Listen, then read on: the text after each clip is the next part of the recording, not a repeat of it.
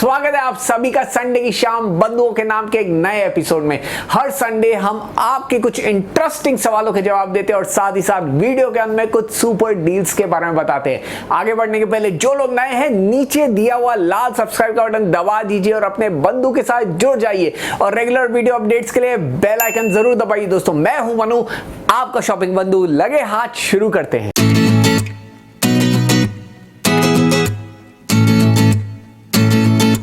आज का पहला सवाल है यश बिरहादे जी का। ये पूछते हैं, I was thinking about Sony X8500F which is a 2018 model which is kind of under the radar and no one is thinking about it, but now I'm more confused.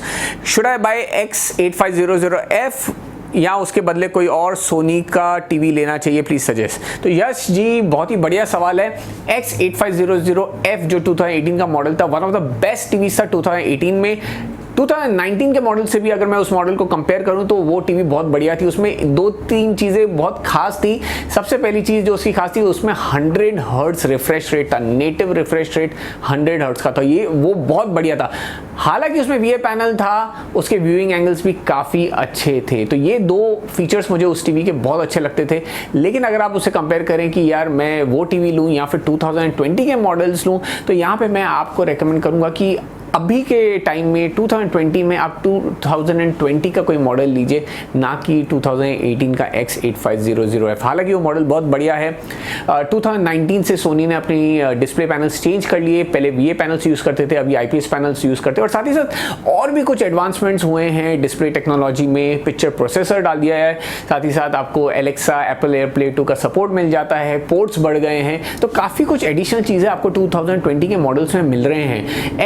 X8500H model भी आने वाला है। हालांकि वो थोड़ा सा महंगा होगा 2018 के मॉडल से, वो तो जाहिर सी बात है। लेकिन अगर आप X8000H सीरीज़ को देखें, जो सोनी की 2020 की सीरीज़ है, वो भी बहुत बढ़िया है। वो ऑलमोस्ट 85 पिछले साल की X8500 सीरीज़ के मुकाबले ऑलमोस्ट उसी टक्कर की है। खाली मैं कहूँगा ऑडियो के मामले में थोड़ी सी पीछे है, लेकिन अगर हम डिस्प्ले देखते हैं और दूसरे सब फीचर्स देखते हैं तो काफ़ी टक्कर की है। तो मैं आपको सजेस्ट करूंगा आप X8000H सीरीज लीजिए, ना कि 2018 की 8500 सीरीज लीजिए। ये मेरा सजेशन रहेगा।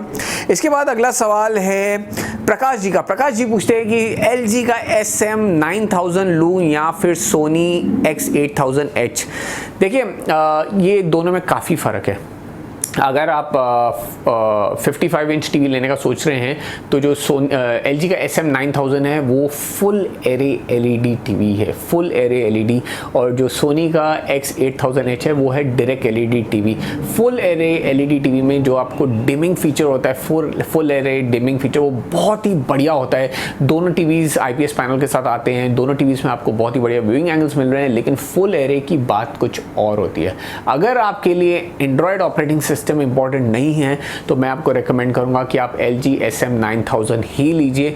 लेकिन अगर आपको एंड्रॉयड चाहिए है तो आप सोनी की टीवी ले सकते हैं, क्योंकि सोनी में ही आपको एंड्रॉयड मिलेगा, LG में आपको एंड्रॉयड नहीं मिलेगा। लेकिन पिक्चर क्वालिटी वाइज और जो स्पेशली अगर आप डार्क सीन्स देखते हैं, आप थोड़ा बहुत अंधेरे में, ब्राइट लाइट में आपको दोनों टीवीज ऑलमोस्ट सेम दिखाई देगी। लेकिन अगर आप अंधेरे में टीवी देखना पसंद करते हैं तो वहाँ पे फुल एरे LED का इफेक्ट कुछ और होता है। तो मेरा सजेशन रहेगा कि आप LG SM9000 लीजिए अगर आपके लिए एंड्रॉयड ऑपरेटिंग सिस्टम इंपॉर्टेंट नहीं है तो। अगला सवाल है सौरभ रॉय जी का। और सौरभ रॉय जी पूछते हैं कि सारे के सारे 4K टीवीज HD कंटेंट बहुत बढ़िया दिखाते हैं लेकिन SD कंटेंट इतना अच्छा नहीं दिखाते, तो क्या करना चाहिए? देखिए जो HD कंटेंट होता है उसका पिक्सल रेशियो होता है अराउंड 720x576, उसे आप मल्टीप्लाई कर सकते हैं तो करीबन 4 लाख का पिक्सल आपको मिल जाते हैं। वहाँ पे मैं अगर HD कंटेंट के बारे में बात करूँ तो 1920x1080p होता है, उसे आप मल्टीप्लाई कर सकते हैं, उतने पिक्सल्स होते हैं। और साथ ही साथ अगर मैं 4K कंटेंट की बात करूं तो वहां पे आता है 3840x2160 पिक्सल्स, जो करीबन 82 लाख पिक्सल्स होते हैं। तो अगर आप देखें 5 लाख पिक्सल्स को आप 82 लाख पिक्सल एरिया में आप फिट करने की कोशिश कर रहे हैं तो पिक्चर डेफिनेटली खिंचेगा। अगर पिक्चर खिंचेगा तो आपकी जो क्लैरिटी है वो थोड़ी सी कम हो जाती है। तो यहाँ पे वो टीवी ज़्यादा काम में आते हैं जिनकी जो अपस्केलिंग टेक्नोलॉजी है वो अच्छी होती है। सोनी, सैमसंग, एलजी जैसे ब्रांड्स हैं वो पिछले 2-3 साल से जो 4K टीवीज़ निकाले हैं उनमें अपस्केलिंग टेक्नोलॉजी बहुत बढ़िया है, लेकिन एक हद तक ही आप एक HD पिक्चर को अपस्केल करके टीवी पे दिखा सकते हैं। आप अगर उसे कंपेयर करेंगे एक HD चैनल से, अपने SD चैनल को HD चैनल से, तो definitely HD channel 4K TV पे बेटर दिखेगा SD चैनल से। ये तो होने ही वाला है क्योंकि जो नेटिव पिक्चर क्वालिटी एक HD चैनल की होती है वो बेटर होती है क्योंकि उसमें ज़्यादा पिक्सल्स होते हैं।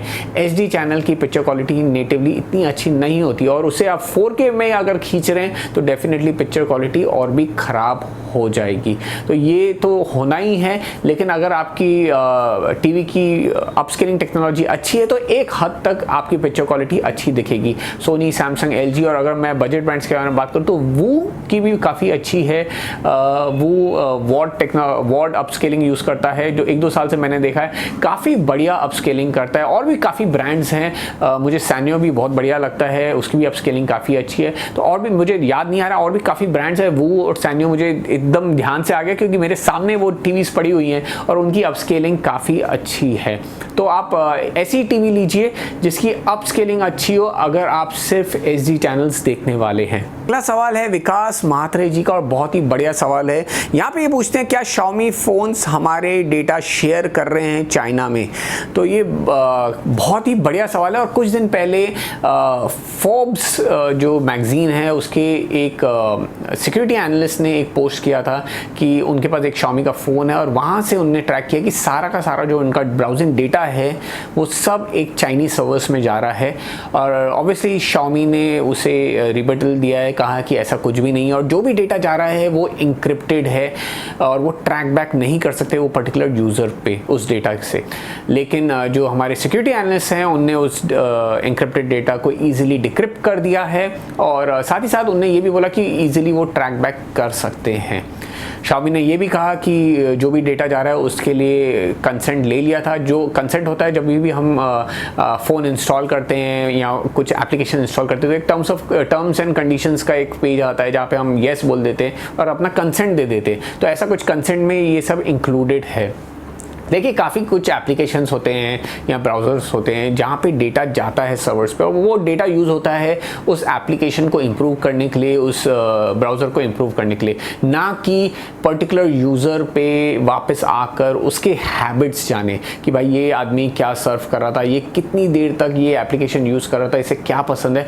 वो थोड़ा सा प्राइवेसी इन्वेजन हो जाता है। यार मुझे आपकी सब चीज़ें जो आप शायद नहीं बताना चाहो वो मैं आपकी चीज़ें ढूंढ रहा हूँ, तो ये नहीं होना चाहिए। तो ये जो हमारे सिक्योरिटी एनालिस्ट हैं फोर्ब्स के, इनका क्लेम था।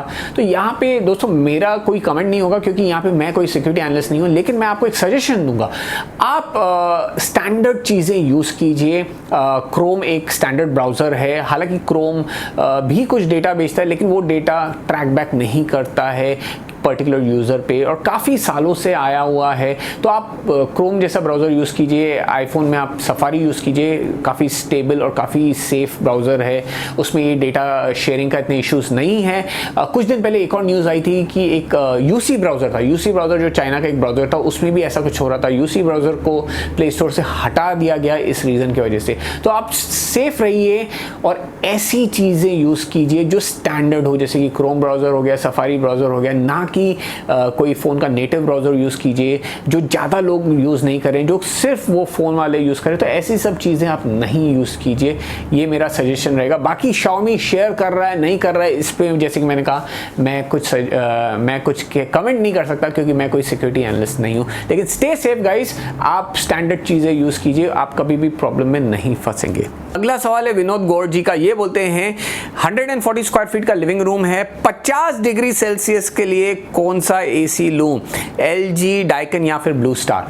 50 डिग्री सेल्सियस अगर आपके यहाँ पे होता है, इतना हीट होता है, तो मेरे हिसाब से सबसे पहली चीज़ कम से कम 1.5 टन का एसी लेना। थोड़ा अगर आप ज़्यादा ले सकते हो तो बेटर रहेगा, 1.6 टन या फिर 1.8 टन, क्योंकि कंप्रेसर पे लोड नहीं पड़ेगा उतना, क्योंकि 50 डिग्री सेल्सियस बहुत ज़्यादा होता है। LG, ब्लू स्टार और डाइकिन आपने पूछा है, मेरे हिसाब से LG और ब्लू स्टार का आप ना लीजिए।